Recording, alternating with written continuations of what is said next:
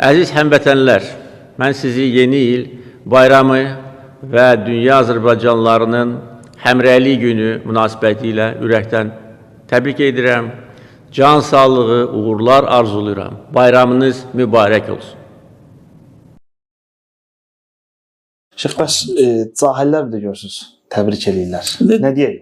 Siz nəinki bu, ümumiyyətlə bayramlar görsən cürbəcür deyil, çoxdur. Yəni İslamdan başqa. İndi görsən kimsə deyil, yəni sağ ol, nə deyəsən. Nəsiyyət eləyək bəs?